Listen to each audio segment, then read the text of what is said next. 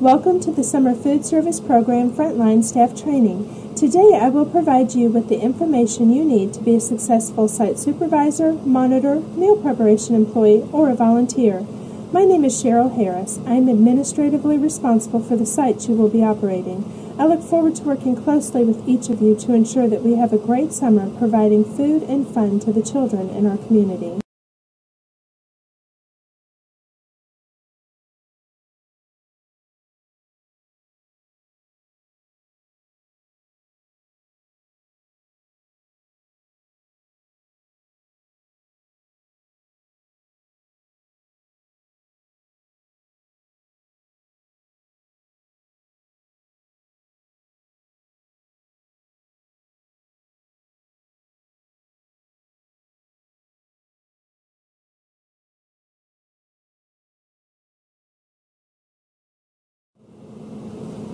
Topics being covered in today's training include goals of the program, site definition and eligibility, site information, meal pattern requirements, site operations and duties, record keeping, meal service requirements, and civil rights. The first goal of the Summer Food Service Program is to serve nutritious meals that meet the Summer Food Service Program meal pattern requirements and are appetizing to needy children. Meal pattern requirements help to ensure that needy children are receiving the nutrients they need. We will discuss these meal pattern requirements in detail later in this training. The second goal of the Summer Food Service Program is to benefit your existing program by providing meals at no cost to children in the community. Please advertise this benefit to your participants and their families. We will discuss advertising and public notification later in this training. A site is defined as the approved physical location where free meals are served to needy children and consumed in a supervised setting. Needy children means children from families whose incomes are equal to or below the Secretary's guidelines for determining eligibility for reduced price school meals. To further clarify, a child is considered a person 18 years old or younger. Exceptions can be made for mentally or physically disabled persons 19 years of age or older that are involved in a public or private school program for a disability. Please do not hesitate to contact me if you ever have a question about whether or not someone is eligible to receive free meals. Also, supervise means that at least one trained SFSP staff must be present during the entire meal service, and the children must consume the meal on the site under your supervision. Children cannot pick up a meal or leave your site location. This supervision can be conducted by any trained SFSP staff, including the site supervisor, monitor, or volunteer. Let's take a moment to briefly mention the responsibilities of these different positions. The site supervisor is the designated personnel who is responsible for ensuring meals are served to children within the guidelines and maintaining accurate records. Other trained staff and volunteers assist the site supervisor. There will be 2 Buncombe County school monitors and myself conducting monitoring reviews, picking up documentation from your sites weekly, and assisting with administrative SFSP duties. During this training, we will refer to all positions as trained SFSP staff or frontline staff. The sites we'll be operating this year are located throughout Buncombe County. Representatives from the state agency may also conduct an unannounced review at your site to assess program compliance. Listen carefully to the information provided in this training so that your program reviews will go smoothly. Now we will discuss the meal pattern that is required for breakfast, lunch, and snack. Your site may participate in breakfast and lunch or lunch and snack as determined by your application. A reimbursable breakfast must contain the minimum requirements of the following meal components: 1 8-fluid-ounce serving of cow's milk, 1 half-cup serving of vegetable or fruit. 100% juice may be served as one of your fruit vegetable components, 1 serving of grain or bread, and a 1-ounce serving of meat or a meat alternative is optional. An example of a typical breakfast that will be served is a chicken biscuit, seasonal fresh fruit, and white or chocolate milk. Lunch will have the same meal pattern requirements and include 1 8 fluid ounce serving of cow's milk, 2 or more servings of fruits and vegetables that must equal a minimum of 3/4 of a cup, 1 serving of grain or bread, and unlike breakfast where the meal component was optional, for lunch it is required. Each meal must contain a minimum serving of 2 ounces of a meat or a meat alternative component. An example of a typical lunch that is served is an Italian super sub, fresh vegetable medley, and a white or chocolate milk. Snacks are served either mid-morning or in the afternoon and must contain 2 different food components from the 4 required components. Milk and juice may not be served together. A fruit-vegetable component for snack must equal a minimum serving of 6 ounces or 3/4 of a cup. So, if you serve 100% fruit juice during snack time, it must be 6-ounce serving. Lastly, the meat alternative component must be at least 1 ounce. An example of a typical snack that will be served is goldfish crackers and baby carrots with ranch, or raisins, 100% fruit juice, and elf grams. 8 fluid ounces of pasteurized cow's milk must be served to every child at every meal service, except for snacks, for first and second meals. Unless the child has medical documentation signed by a physician of a disability, all children must receive milk. Here is the menu for our Buncombe County Schools summer meal service. Each site will be provided with a copy of this menu. If you have any questions or concerns about the menu items, please contact me at 777-1390. This is the medical documentation form provided by the state agency. If a child has a medical condition that prevents them from receiving all of the required meal components at your site, submit this documentation to me so I can keep it on file. Otherwise, it is your responsibility as Frontline staff to make sure that all the required meal components are present. Please contact Cheryl Harris at 777-1390 if you are missing a meal component or if your meals do not meet the minimum meal pattern requirements. This form is available in English and in Spanish. Make sure your site does not make one of these common mistakes. Any item labeled with the wording cheese product or imitation cheeses does not meet the meal pattern requirements. Always double check your cheeses, especially American cheese, to ensure you are meeting requirements and offering the highest level of nutrition to the children you are serving. Your site is required to have unitized meals delivered. A meal is considered unitized when all meal components are packaged, delivered, and served as a unit. Milk and juice may be separate.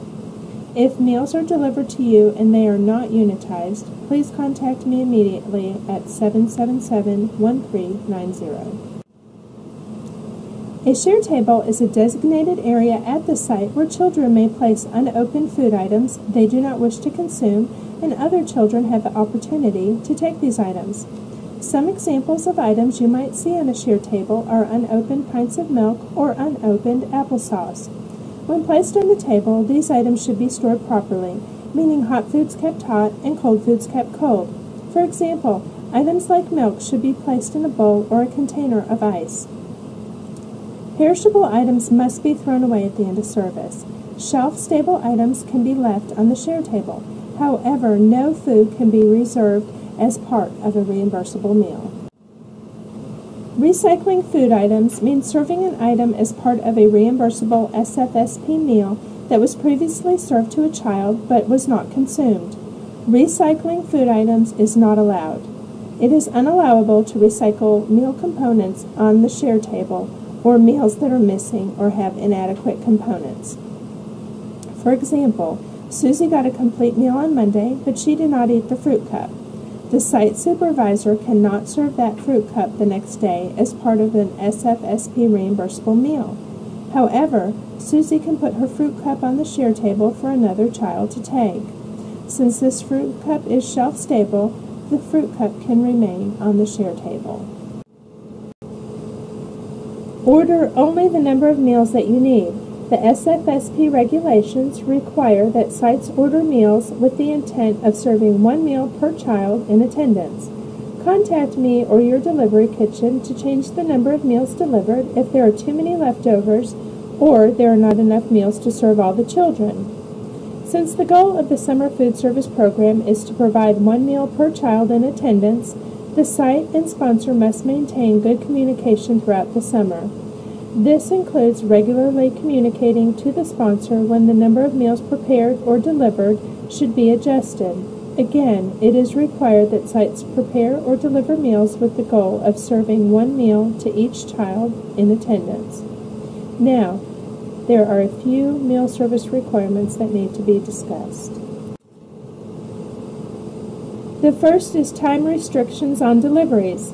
Since you are receiving meals from a Buncombe County Schools food preparation kitchen, the meals may not be delivered greater than 1 hour before the approved meal service times unless you have proper storage facilities on site to store the food.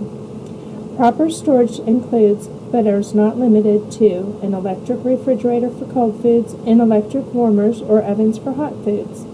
You may not keep food in a cooler greater than 1 hour. You must serve food that is the correct temperature. The temperature danger zone for foods is the range of temperatures where toxic or harmful bacteria can grow most rapidly.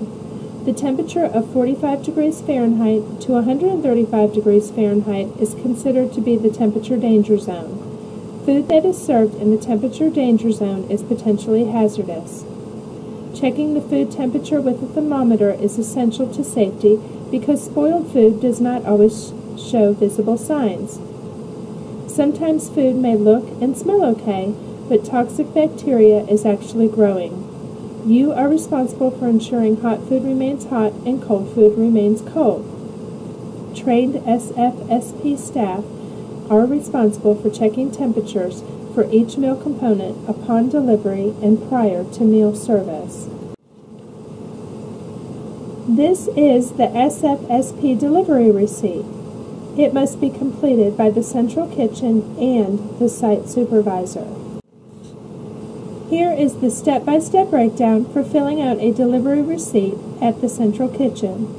First, complete the top portion of the delivery receipt with the name of the central kitchen, the date, the site name, and circle the meal that is being delivered. Then, write in the meal items being delivered under the appropriate column. Count the items being delivered. Rather than indicating 1 pan of green beans, for example, it is important that you indicate individual servings. Check and record temperatures of all items, making sure that hot foods are 135 degrees or above and cold foods are 45 degrees or below. Record the time the food leaves the kitchen. If everything is correct, sign and date the delivery receipt. Otherwise, adjust the delivery receipt and correct the problem. Here is the step-by-step breakdown for filling out a delivery receipt at the site. When the food arrives at your site, make sure the central kitchen has signed the delivery receipt. If they have not filled out the delivery receipt properly, you should ask the central kitchen representative before leaving the site or contact me immediately for assistance. Also, before the delivery person leaves your site, you should count the items delivered to make sure that it matches the delivery receipt and record the number. Match the items on the delivery receipt to the items delivered. Example, if the delivery receipt says apples were delivered, apples should be provided. Check and record temperatures of all items. Record the time the food was delivered. If everything is correct, sign and date the delivery receipt. If the delivery receipt is not correct, do not sign the receipt without clearly writing on the receipt the problems with your site's delivery. Keep 1 copy to give to the central kitchen representative, which is usually the delivery person. Never serve spoiled food or incomplete meals to children. Immediately notify the sponsor of problems. Remember, it is mandatory that central kitchen sites keep accurate and fully complete delivery receipts for every meal. This is a sample delivery receipt. Notice that all of the information is filled in correctly. Now that the meals have been received, you must provide them to the children as complete meals. A complete meal meets or exceeds the minimum serving size of all meal components in regards to the meal type. What would you do in the following situation? A child says, "No thank you, I do not like milk," when given a milk carton with their bag at a local park during lunch meal service. One of two things. Situation 1. If the child has a documented medical condition or a disability on file, they may refuse the milk, and a juice is an acceptable substitute for a drink. Situation 2. If the child does not have a documented medical condition, the child must take the milk to complete their meal. They may place it on the share table if they do not want the milk. The milk must be disposed of at the end of service time. Point of service meal counts are the process by which a trained SFSP staff person counts a meal when the child receives a complete meal. Most sites have the children form a line. The site staff or volunteer makes a tally mark on the daily meal count sheet each time a complete meal is given to a child. This is an example of a daily meal count form. You will see the tally marks under First Meals Served to Children that I just discussed. This form must be completed fully and accurately for every meal service. All blanks should be filled, even if the answer is 0. It is very important to remember that all blanks should be filled. Site supervisors must utilize a test meal at each meal service. A test meal is used to make sure temperatures are safe prior to meal service. If the site supervisor chooses a test meal, indicated on the daily meal count form is pictured. You should not give a child a test meal. In order for the daily meal count to be valid, it must be signed by the site supervisor. Your driver or assigned monitor will be picking up daily count sheets from your sites on the next day of service or by the Friday of each week. If you have delivery receipts, they will also be picked up at that time. If your site needs to print additional daily meal count sheets or delivery receipts, please contact me. Let's see how well you answer the following questions about this sample daily meal count sheet. Question: how many first meals were served to children?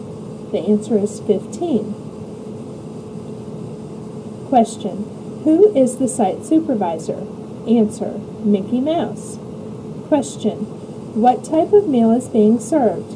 Answer: lunch. Question: how many total complete meals were available? Answer: 18. Question: how many second meals were served to children? Answer: 2. Question: how many test meals were used to determine the meal component temperatures were safe? Answer: 1. Now, let's talk a little bit more about second meals. The Summer Food Service Program provides meal service in the following order. All first meals must be served to eligible children, then second meals, and finally adult meals may be served. Second meals are meals served to eligible children after all other eligible children have received a first meal. In order for a second meal to count, you must serve all required meal components. There are also 2 different types of adult meals: program adults and non-program adults. Neither of these meals are reimbursable, however, they must be documented on the daily meal count sheet.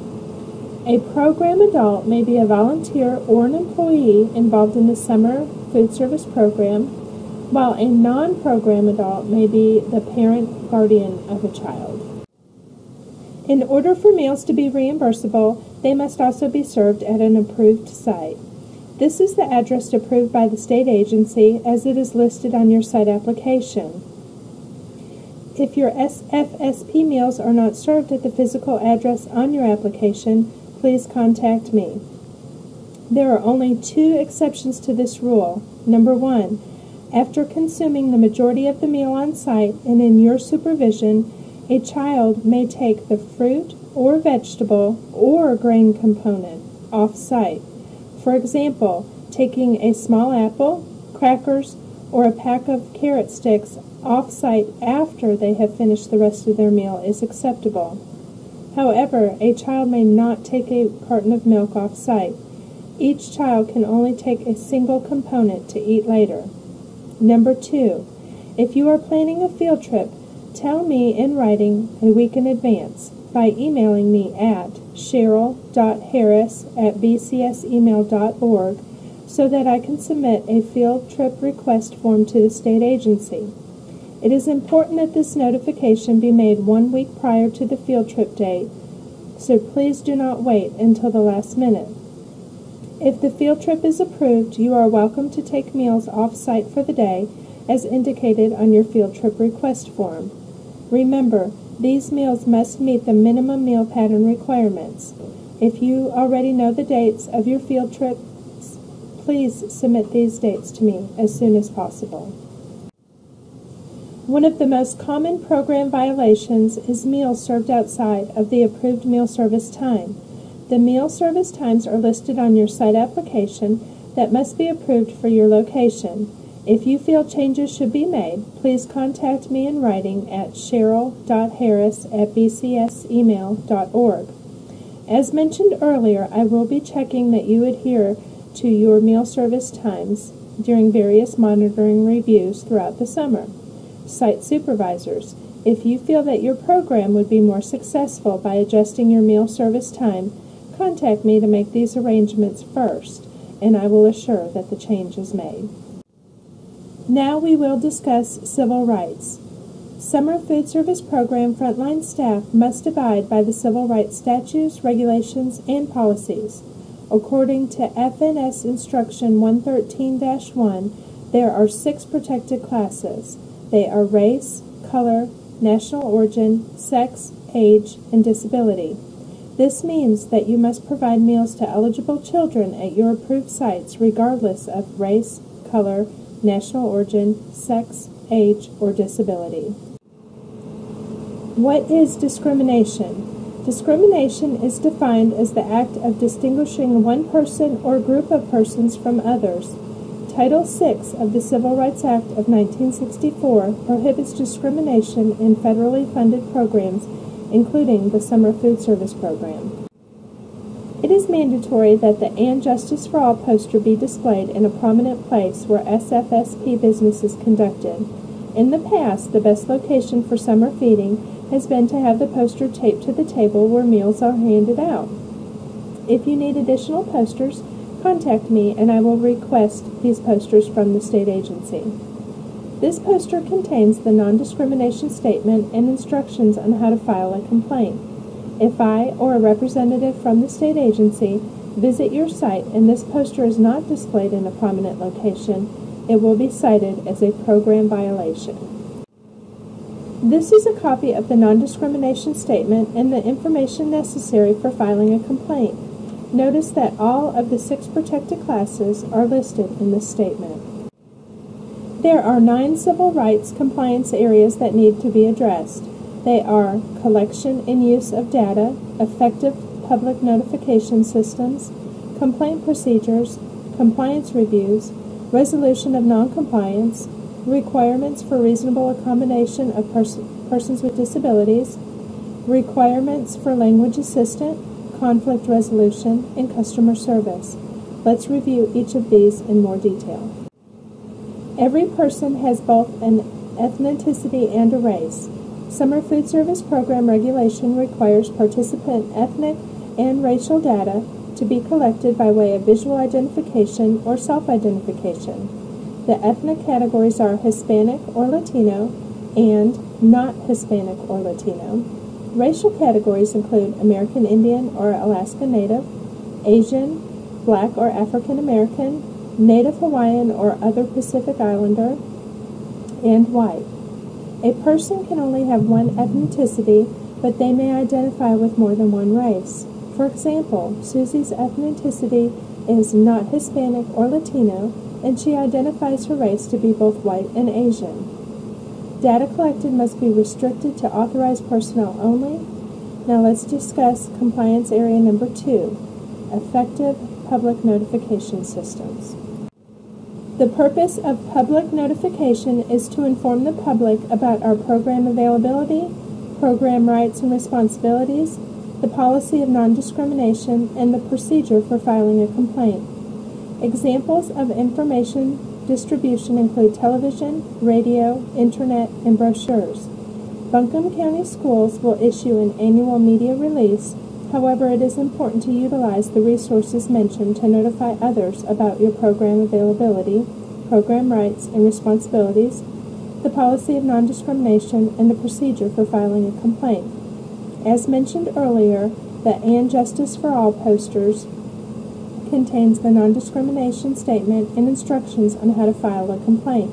If I or a representative from the state agency visit your site and this poster is not displayed in a prominent location, it will be cited as a program violation. Now let's discuss the third area of compliance.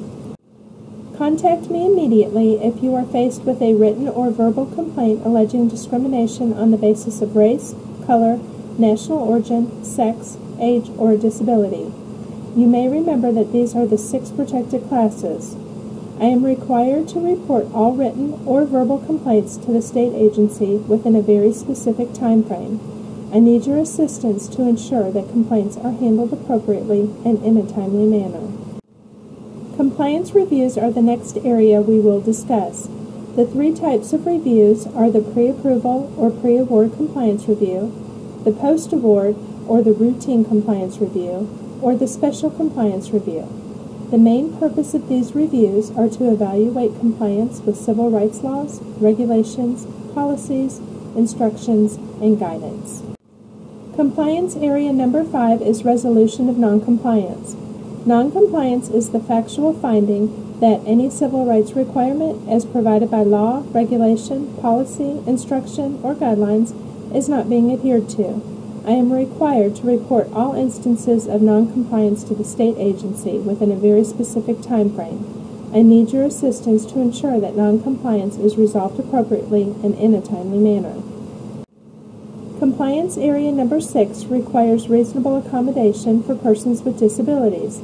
This means that you must ensure that persons with disabilities have accessibility to the program, easy access to the building where meal service is provided, and effective communication with staff. For example, it is important that a wheelchair ramp be provided for persons requiring this type of assistance to participate in meal service at your site. Now let's discuss communication barriers in more detail with compliance area number 7. We are required to ensure that assistance will be available when needed for potentially eligible summer food service program participants. Language assistance, for example, would provide program services for LEP persons. Individuals who do not speak English as their primary language or who have limited ability to read, speak, write, or understand English are persons with limited English proficiency, or LEP. What language will the majority of your participants speak? For example, if the majority of the children you are serving speak Spanish, the frontline staff at that location should be able to communicate easily with the participants. What will you do when someone wants to participate in a summer food service program who speaks another language? You must be prepared for this situation. Suggestions may include basic translation cards or utilizing a translation service provided by the phone company. Conflict comes about from differences in needs, values, and motivations. Conflict is not a problem in itself. It is what we do with it that counts.